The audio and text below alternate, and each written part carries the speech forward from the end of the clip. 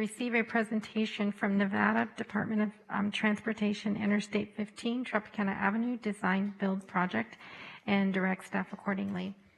Madam Chair, we do have a Miss Lynette Russell who is online to provide the presentation for us today. Okay.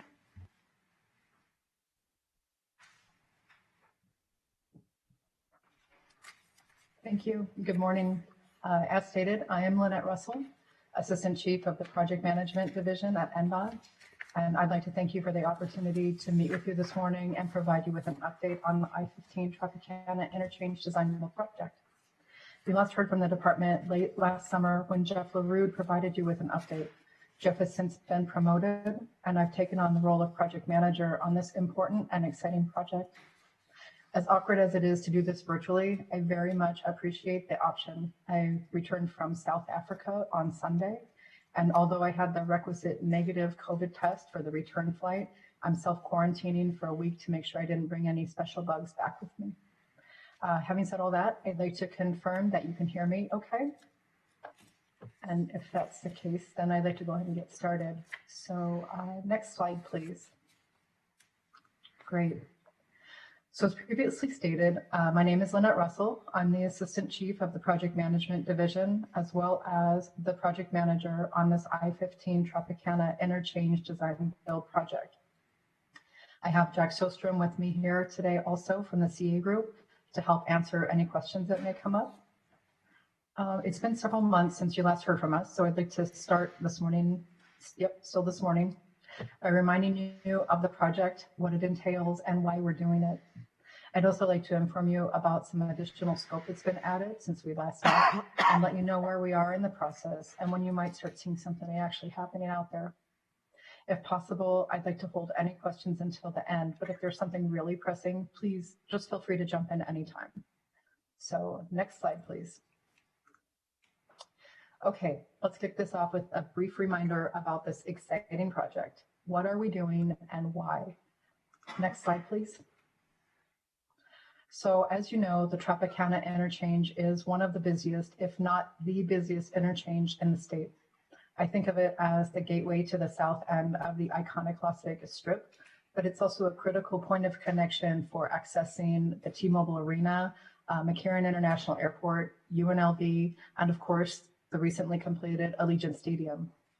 Originally constructed in the 60s, the interchange has several deficiencies that this project will address.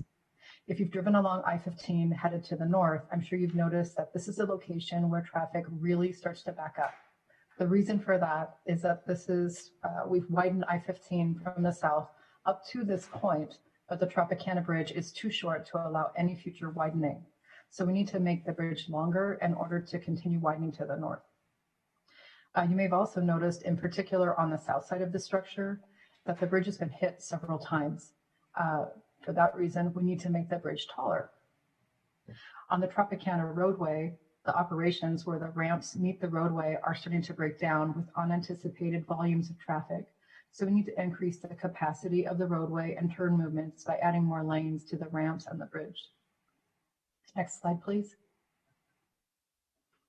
With all of the incredible improvements in the vicinity, this has become a more pedestrian-focused area than anyone could have ever anticipated.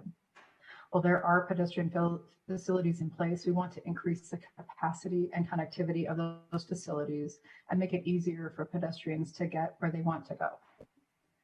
So next slide, please. You don't need a traffic model to recognize that one of the things that contributes to the operational breakdown of the interchange is the current density of signals along Tropicana.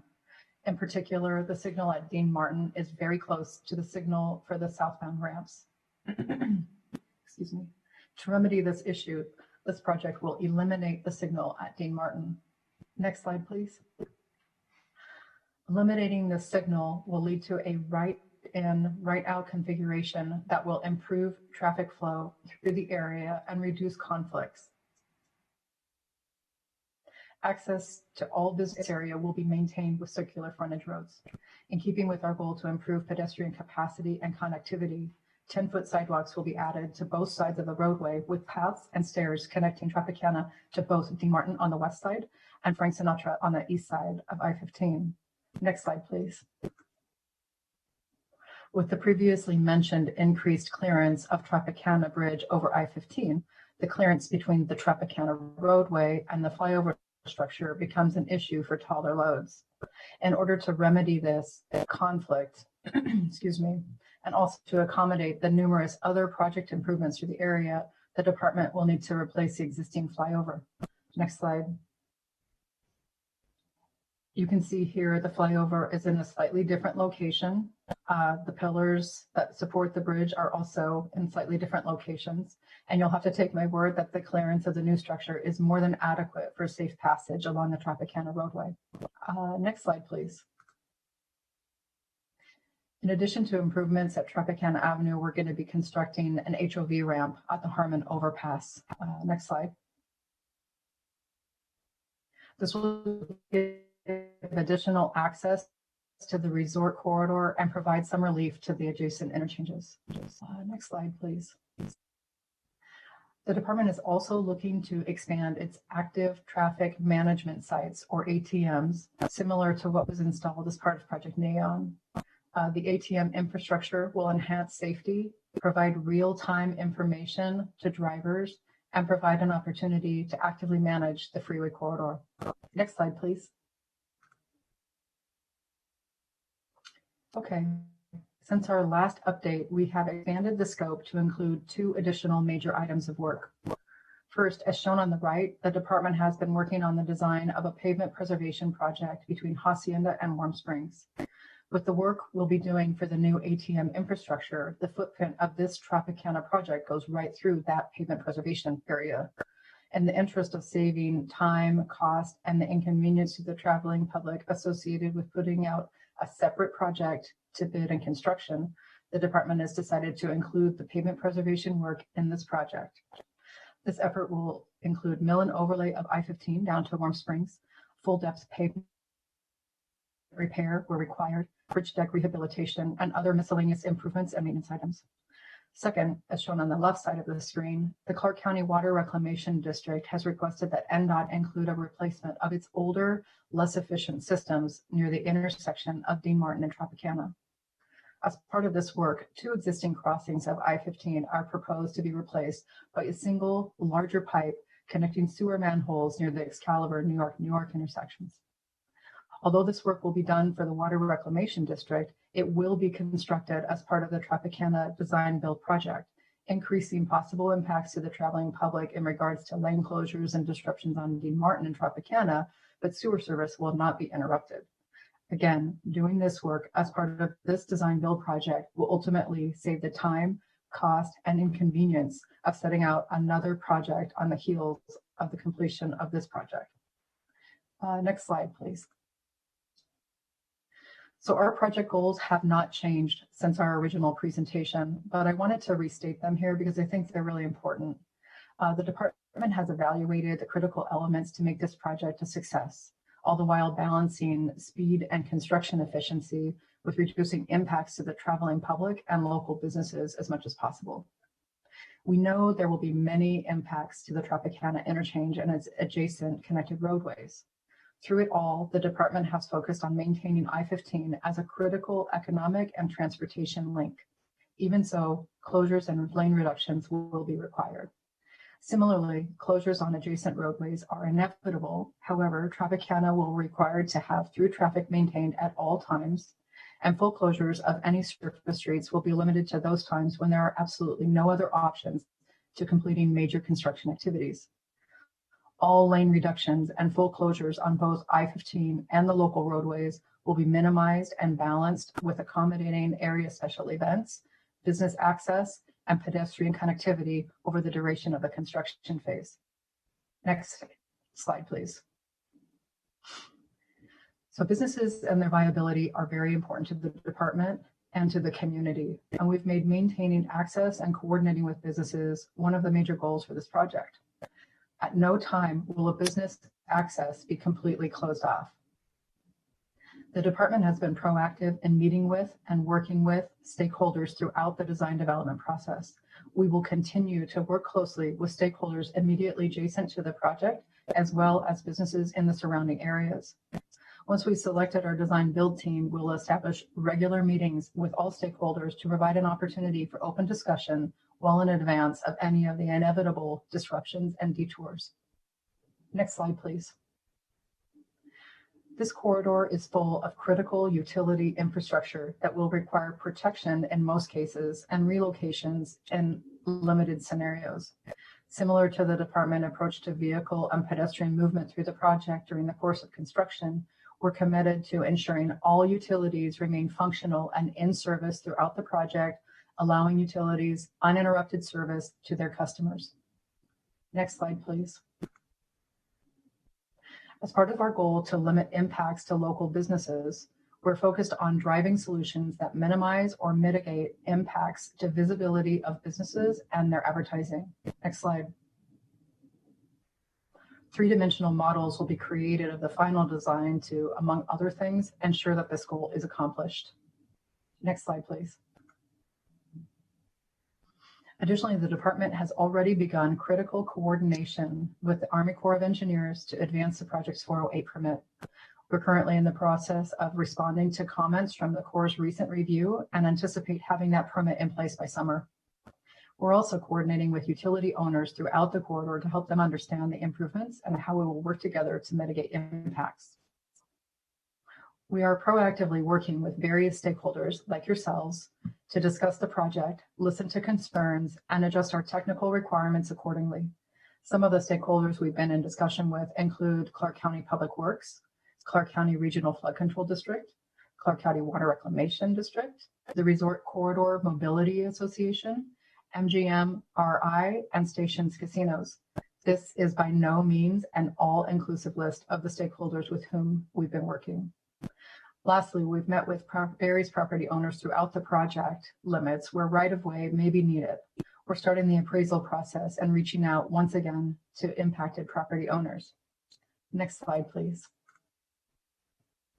So, where do we go from here? What happens next, and what can you expect to see in the coming months? Next slide. So we completed the environmental phase about a year ago, and we are now in the middle of the process that will allow us to bring on our design build team. The draft RFP was issued in November, and final RFP was just issued last week. Following assorted one-on-one meetings and critical alternative concept discussions, proposals are due back to the department in June. The proposals will then be evaluated, and we currently anticipate selecting our design build team late this summer. Design and construction phases will begin once the Transportation Board approves of the design build team selection and contract. This is expected to take place at their regular meeting in September. Design activities will begin immediately upon selection of the team, and typically we can expect to see construction activities begin as soon as 3 months later. Design and then construction will run continuously until project closeout, which is anticipated to be about 3 years. Next slide, please. Okay, what are our next steps and what can you expect as we move forward? Next slide. As we're now entering the proposal solicitation and evaluation phase, we do not really anticipate much, if any, additional information or significant change prior to the award of the design build contract in September. On the off chance this should change, you will be hearing from me again with an update regarding those changes. As it stands now, I anticipate returning to this Board of County Commissioners with our next project update at the end of September, once the State Transportation Board has approved our design and build team selection and contract. Between now and then, I and my team are available to answer any questions that may arise. Next slide, please. Okay, wow, can't really see that extension on there too well, but this is my contact information for your use. At this time, I'd like to thank you for your interest in the project, for letting me give you this little debrief, and Jack and I are available to answer any questions that you may have at this point. Well, thank you very much, Ms. Russell. It has been something on all of our minds because since the notion was introduced, we've been waiting anxiously, and we hear from a number of groups that intend to compete vigorously to secure this work. Are there questions that any of you have? Commissioner Jones? Sure, and thank you, Ms. Russell, for your presentation. I did have a question for you. On several of the slides, there's a bicyclist on there. Does that imply that bicycles are actually going to be accommodated on this intersection, or it was just kind of thrown on there? Yeah, Jack, you want to go ahead and step in? Yeah, so that's typically NDOT's standard slide has that on it. I apologize if there is any confusion in that. What we are doing though is we have worked with the RTC to look at what may be planned for bicycles in the future. Currently, Tropicana is not a bicycle route, and it is not planned to be a bicycle route. However, we are proposing 10-foot wide sidewalks on both the north and south side that would allow cyclists, if they do end up on Tropicana and need to use the Tropicana facility, to walk their bikes on a wider sidewalk, providing both ADA compliance and a safer area in general for all pedestrians. So I hope that answers your question, and I'm sorry for any confusion. Commissioner Naft? Thank you, Vice Chairman. Could you speak a little bit to, I noticed that timeline, as an example, bleeds right into the potential for a Super Bowl right here in Clark County. Could you speak a little bit to special events more broadly and how the construction schedule will consider those major events, knowing that hopefully by the time you're in construction phase, we'll be ready to welcome people back?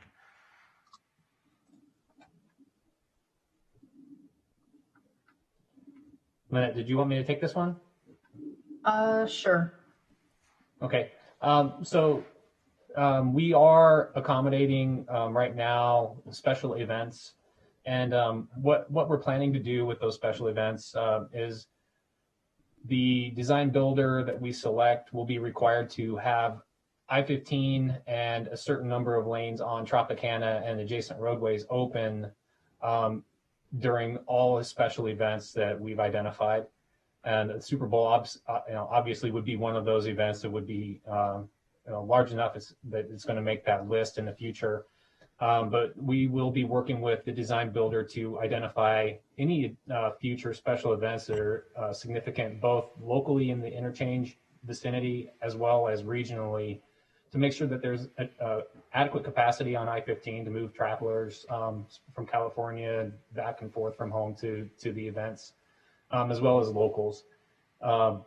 Those events and special events are going to be set up so that no I-15 closures or significant reductions in lanes will be occurring during special events that we've identified.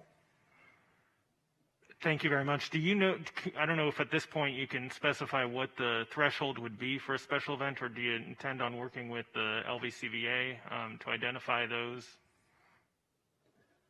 So right now the department has not established a threshold. What we have done is we've looked at previous projects that have accommodated special events, those special events lists.